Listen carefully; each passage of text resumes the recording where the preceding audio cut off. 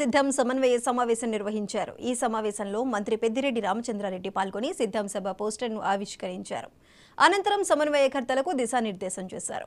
వచ్చే నెల 3, 4 తేదీల్లో చిత్తూరు, తిరుపతిలో సిద్ధం సభలు జరుగుతాయని మంత్రి పెద్దిరెడ్డి తెలిపారు. రాష్ట్రంలో మొత్తం 21 సభలు నిర్వహిస్తామని, ఇప్పటికే రాష్ట్రంలో 4 చోట్ల భారీగా సిద్ధం సభలు నిర్వహించామని చెప్పారు. సభలు విజయవంతం చేసేలా కార్యకర్తలు కృషి చేయాలని పిలుపునిచ్చారు.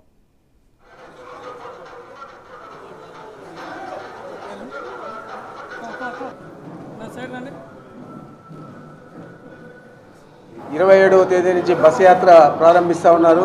అందులో భాగంగా 3వ తేదీ 4వ తేదీ ఉమ్మడి చిత్తూరు జిల్లాలో అంటే చిత్తూరు, తిరుపతి జిల్లాల్లో పర్యటిస్తారు.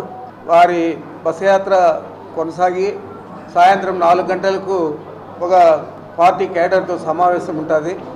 అది 3వ తేదీ సాయంత్రం 4 గంటలకు పూతలపట్టిలో కానీ చిత్తూరులో కానీ వారు నిర్ణయించిన పిదప ఆ స్థలాన్ని కూడా చెప్పడం జరుగుతుంది. ఆ 2 నియోజకవర్గాల్లో ఏదో చోట ఈ సమావేశం జరుగుతుంది.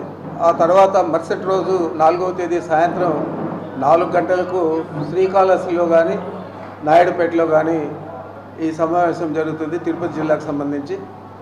దాన్ని విజయవంతం చేయడానికి మేము ఎవరైతే కంటెస్ట్ చేస్తూ ఉన్నామో ఈ 14 నియోజకవర్గాల్లో అందరూ కూడా వారి వంతు కృషి చేయాలని చెప్పి ఈరోజు మేము ఇక్కడ సమావేశం కావడం జరిగింది. ఈ సభలన్నీ కూడా రాష్ట్ర వ్యాప్తంగా 21 సభలు జరుగుతాయి. ఏంటంటే గతంలో 4 జిల్లాలలో సిద్ధం సభలు జరిగాయి కాబట్టి ఆ జిల్లాలు మినహాయించి మిగతా చోట ఇవి జరుగుతాయి. వీటినంతా రాష్ట్ర వ్యాప్తంగా వారు రూట్ మ్యాప్ తయారు చేసి అందరికీ కూడా ఇవ్వడం జరిగింది.